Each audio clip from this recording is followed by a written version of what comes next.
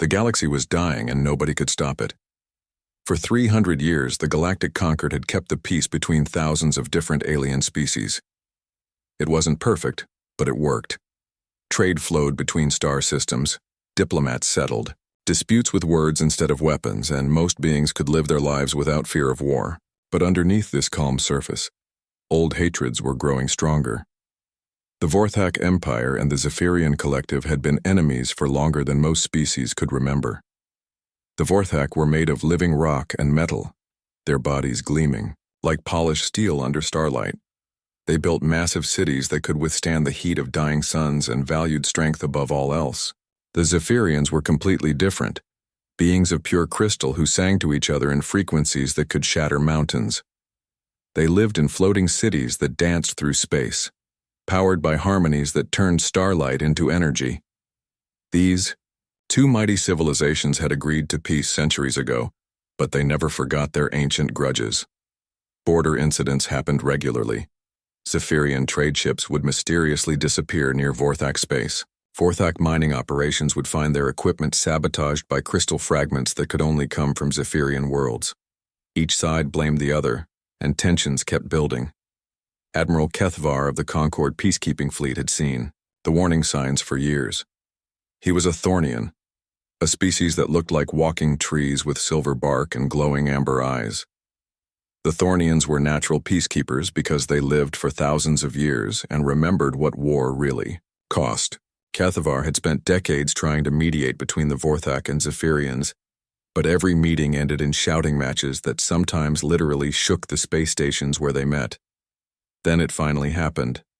A Zephyrian colony ship carrying 10,000 civilians was destroyed while passing through disputed space. The Vorthak claimed it was an accident. Their new mining laser had misfired. The Zephyrians called it murder and declared war within hours. What started as raids on border worlds quickly spiraled into something much worse. The Vorthak brought out weapons they hadn't used in centuries, planet crackers that could split, worlds in half, and gravity bombs that turned stars into black holes. The Zephyrians responded with harmony weapons that could drive entire populations insane, with sound frequencies that bypassed all known defenses. Other species tried to stay neutral, but neutrality became impossible when the fighting spread. The aquatic deepsworn, who lived in the ocean world scattered throughout the galaxy, found their water planets being poisoned by Vorthak chemical weapons. The energy-based luminals watched in horror as Zephyrian sonic attacks disrupted their plasma bodies, causing some of them to literally fall apart. Soon, everyone had to pick a side. The insectoid hive minds joined the Vorthak because they admired their industrial efficiency. The plant-like bloom networks sided with the Zephyrians because they shared a love of natural harmony. Species that had been friends for generations suddenly found themselves shooting at each other across the void of space. Admiral Kethvar tried desperately to hold the Concord together, but his peacekeeping fleet was never meant to fight a galactic war. His ships were designed for rescue missions and diplomatic escorts, not massive space battles. He watched helplessly as entire star systems went dark. Refugee ships fled in all directions, carrying the survivors of destroyed worlds. Trade routes that had connected the galaxy for centuries were cut by minefields and patrol fleets. The ancient weapons both sides were using made everything worse. Planets that had been green and beautiful for millions of years became lifeless rocks in a matter of days. Space itself seemed to be breaking down in some areas where reality-warping weapons had been used too many times in the same spot. Far away from all this destruction, in a small yellow star system on the edge of the galaxy, humanity watched through their long-range sensors. Earth scientists had been studying the galaxy for decades, dreaming of the day they might join the great community of civilized worlds. They had even submitted an application to join the Galactic Concord, but it was still sitting in some bureaucrat's filing system, waiting for approval that might never come. The humans could see what was happening. Their telescopes and radio dishes picked up the electromagnetic signatures of massive space battles and the desperate broadcasts of fleeing refugees. But they were too far away and too technologically limited to do anything about it. All they could do was watch as the galaxy tore itself apart.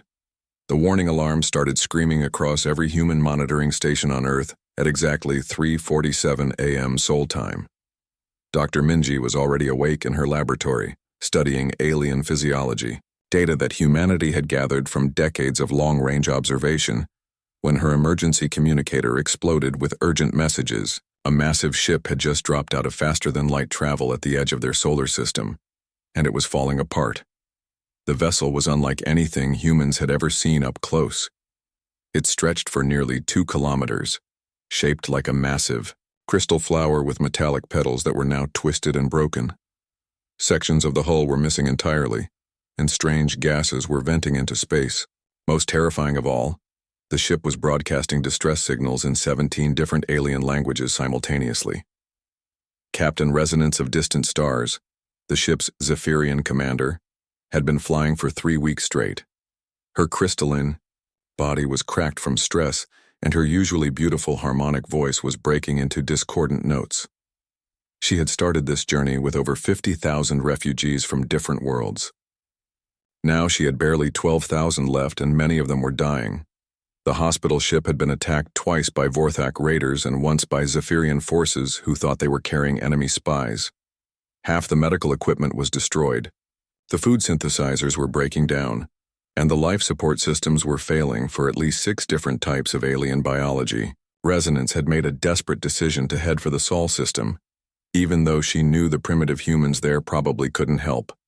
She expected them to scan her ship, realize they were dealing with advanced aliens in distress, and either run away in fear or demand impossible payments for any assistance. What she didn't expect was what actually happened. Within minutes of detecting the ship, Admiral Donghyun had mobilized every available vessel in Earth's small but growing space fleet.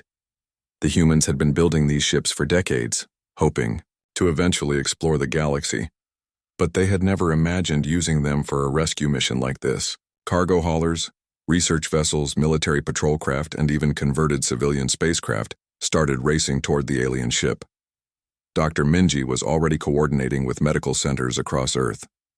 She had spent her entire career studying alien biology through telescopic observations and intercepted transmissions. Now she was about to put all that theoretical knowledge to the test, with real patients who would die if she made mistakes. The first human shuttle to reach the alien ship was piloted by Commander Junho, a former fighter pilot who had retrained for space rescue operations. When he docked with the damaged hospital ship, he wasn't prepared for what he found inside. The corridors were filled with beings he had only seen in grainy telescope images. There were the aquatic deep sworn floating in emergency water tanks, their gills working frantically to extract oxygen from recycled liquid. Energy-based luminals flickered weakly in special containment fields, their plasma bodies barely maintaining cohesion. Dozens of other species lay on medical beds designed for completely different biologies. The smell hit him first, a mixture of alien chemicals, medical compounds, and the unmistakable scent of fear and suffering that was apparently universal across all species. Then he heard the sounds, clicking, humming, whistling, and other forms of communication he couldn't even begin to understand, but the pain and desperation were clear in every tone. Captain Resonance approached him cautiously. She had dealt with many species during her career, but humans were still largely unknown. Her species communicated through harmonic frequencies, but she had learned to use basic galactic standard language for emergencies. "We require immediate medical assistance," she sang in broken standard galactic. "Many will die soon if help does not come." Commander Junho activated his universal translator, one of humanity's recent technological achievements. "We're here to help," he said simply. "Tell us what you need." What happened next surprised everyone, including the humans themselves. Dr. Minji and her teams didn't just provide basic first aid, they threw everything they had at the problem.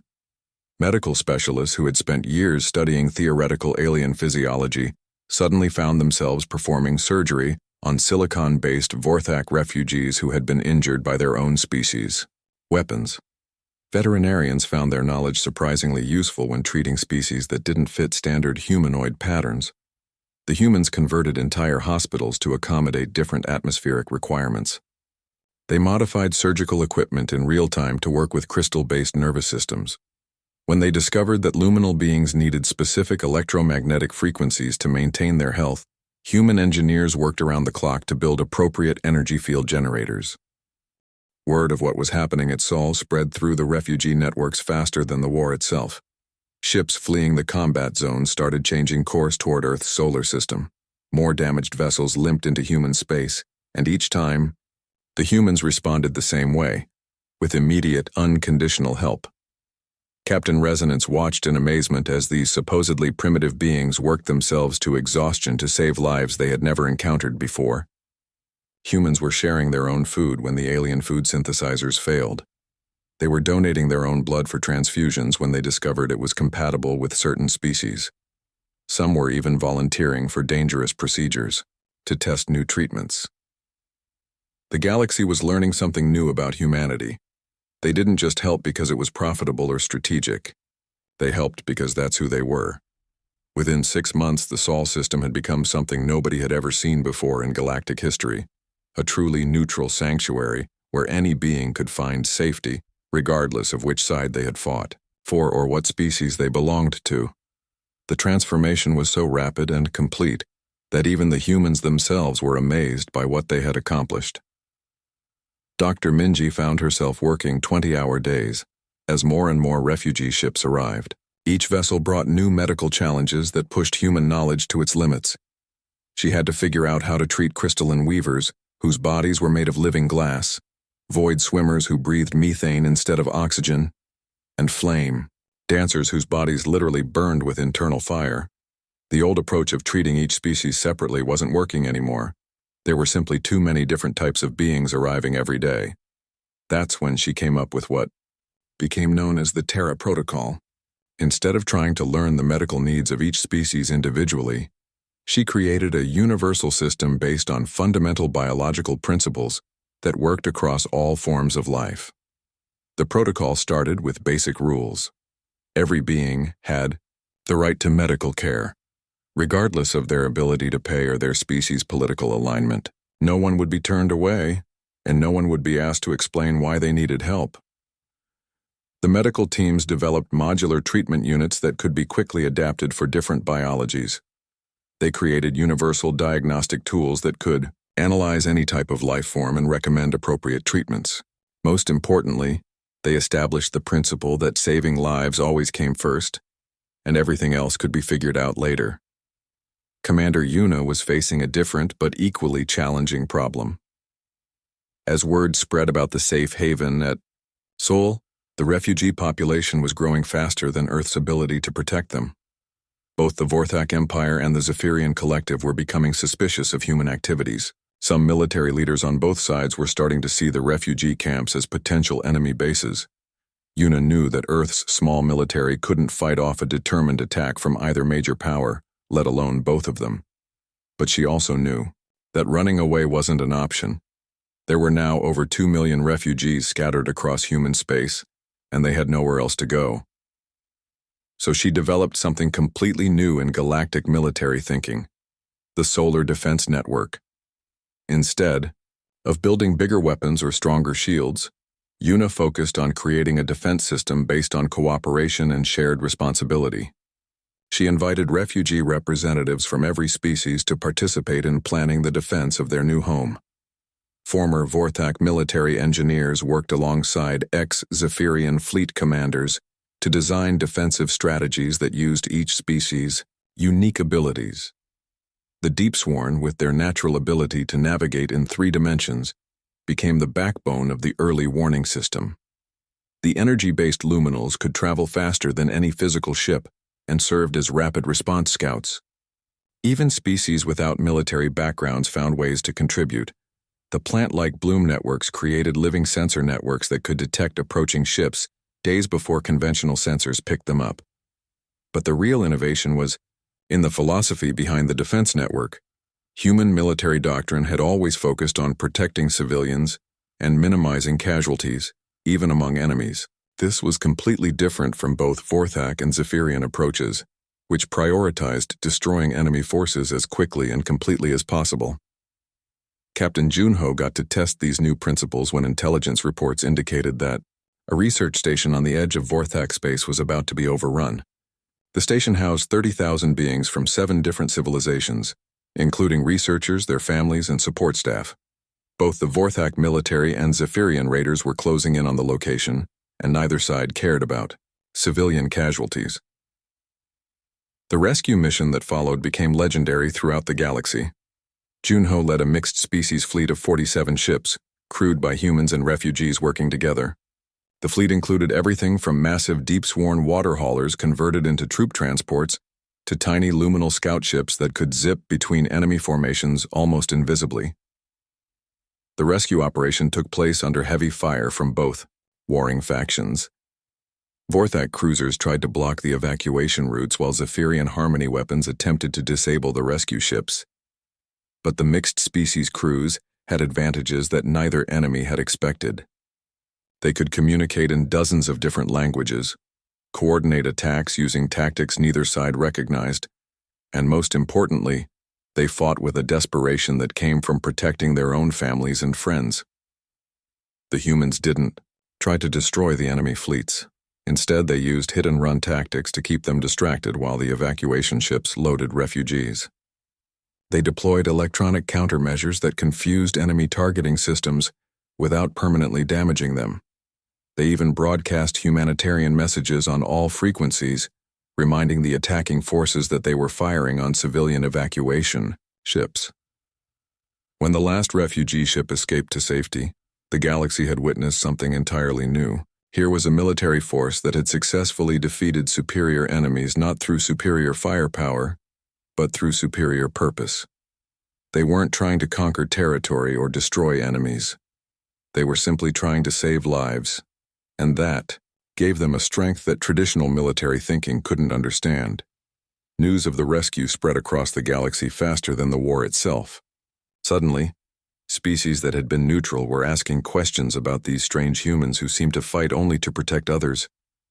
Even some military commanders on both sides of the war began to wonder if there might be another way to resolve conflicts.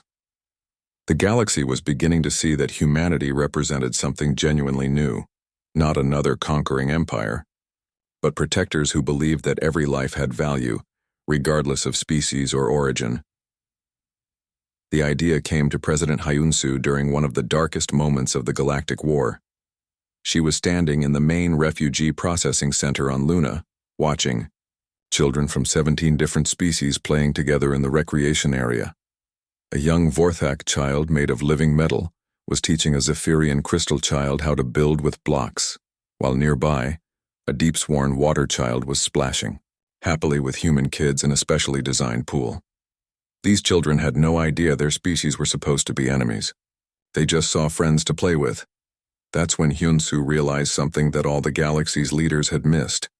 The war wasn't really about ancient grudges or territorial disputes. It was about fear, misunderstanding, and the fact that the people making decisions had never actually sat down in the same room and talked to each other like normal beings. The next morning, she made an announcement that shocked diplomatic circles throughout the galaxy. Earth, despite having no official recognition from any galactic authority, was offering to host peace negotiations between all warring factions. Not only that, but they were inviting everyone, not just the major powers, but representatives from every species affected by the conflict. The initial responses were exactly what everyone expected. The Vorthak Empire's Supreme Commander Slagthul declared that primitive humans had no right to interfere in galactic affairs. The Zephyrian collective's Harmony Council sang a dismissive tune that roughly translated to, "Insects do not mediate between giants." Most other species assumed it was either a joke or some kind of elaborate trap.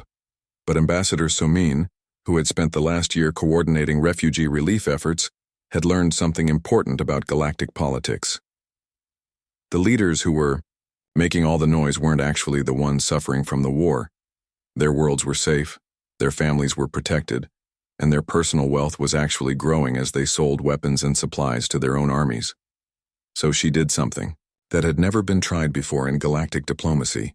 Instead of sending formal invitations to the official leaders, She sent personal messages to the beings who were actually affected by the war. Military commanders who had lost entire fleets, planetary governors whose worlds were under siege, trade union leaders whose members were dying in transport attacks, families who had lost sons and daughters in battles over asteroids that nobody really wanted anyway. The response was overwhelming.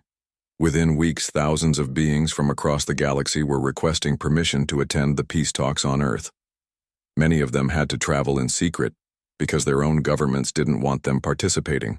In unauthorized negotiations, the Vorthak and Zephyrian leadership found themselves in an embarrassing position. If they refused to participate, it would look like they were afraid of peace talks hosted by primitive humans. If they participated, they would be legitimizing humanity's role as a mediator. Eventually, both sides agreed to send representatives, but only to observe the proceedings and make sure their interests were protected. Someone knew that traditional diplomatic protocols would never work with such a diverse group of beings. Galactic diplomacy usually involved formal ceremonies, rigid hierarchies, and negotiations conducted through multiple layers of translators and protocol officers. Instead, she created something completely different. The negotiations took place in a series of converted aircraft hangars that had been modified to accommodate different atmospheric requirements and gravity levels. But the most radical change was the complete absence of weapons, security details, and formal barriers between different groups. Everyone, from the mightiest empire's representative to refugee camp organizers, sat at the same level in a large circle. Salman started each session not with formal presentations but with shared meals. The human catering teams had worked for months to create foods that could be safely consumed by different species. Watching a Vorthak general carefully taste human-prepared mineral soup while sitting next to a Zephyrian poet who was humming appreciatively at the harmonic frequencies in synthesized crystal, fruit broke down barriers that centuries of formal diplomacy had never touched. But the real breakthrough came when Somin presented something that had never been compiled before: detailed reports on how the war was actually affecting ordinary beings throughout the galaxy. Dr. Minji had been collecting data from every refugee who passed through human space, building a comprehensive picture of the war's true cost. The numbers were staggering. Over 2 billion beings had been displaced from their homes. Entire species were facing extinction as their homeworlds became battlefields. Children were growing up in refugee camps, never knowing what their original cultures were like. Trade networks that had taken centuries to build were completely destroyed, leaving isolated worlds facing starvation and technological collapse. But it wasn't just the numbers that made the impact. Salman had asked refugees to record personal messages for the peace talks. The assembled delegates watched in stunned silence as a Vorthak mother described searching through rubble for her children after a Zephyrian harmony weapon destroyed their city. They listened to a Zephyrian composer whose life's work, a symphony that had taken 60 years to create, was lost when Vorthak raiders destroyed the crystal archive where it was stored. The most powerful moment came when a young mixed heritage being, half Vorthak, half Zephyrian, spoke about growing up in human space because neither side of her family would accept her existence. Her parents had fallen in love during a brief peace period decades earlier, but their relationship was considered a betrayal by both cultures. She had lived her entire life as living proof that the two species could coexist, but only in human space where no one cared about ancient hatreds. For the first time in the war, the official representatives of both sides were forced to confront what their conflict actually meant for ordinary people. The Vorthak delegation began to argue among themselves, with military commanders challenging the political leadership about whether the territorial gains were worth the massive civilian casualties. The Zephyrian representatives found their harmonic unity breaking down as different factions questioned whether their cultural purity was worth the destruction of everything else they claimed to value. The Solar Defense Network had grown into something nobody had expected, a formidable alliance of former refugees who were now fiercely protective of the principles that had saved their lives. Representatives from dozens of species stood up during the negotiations to declare that they would never again participate in wars based on ancient prejudices. They had seen what cooperation could accomplish, and they weren't going to let anyone destroy it. The signing of the Treaty of Seoul took place on a crisp autumn morning in Seoul, with delegates from 47 different species gathered in what had once been a simple convention center. The building had been hastily modified with environmental controls for different atmospheric needs, gravity adjusters for species of various sizes, and translation equipment that could handle everything from Vorthak mineral grinding speech to Zephyrian harmonic frequencies that could shatter glass. Ambassador Soman watched nervously as the final preparations were made. After 8 months of negotiations, they had achieved something that most beings thought was impossible: a complete restructuring of how galactic civilization would govern itself. But she knew that signatures on documents meant nothing if the people signing them didn't truly believe in what they were agreeing to. The old Galactic Concord had been built on the idea that different species would maintain separate territories and interact only through carefully controlled trade and diplomatic channels. It was a system designed to prevent conflict by keeping everyone apart. The new system was based on the radical human idea that different species were stronger when they worked together, not when they stayed isolated. President Hyunsu stood at the podium, looking out at the most diverse gathering in galactic history. There were beings made of living rock sitting next to creatures of pure energy. Aquatic species floated in mobile water tanks, while plant-based life forms stretched their roots into specially prepared soil beds.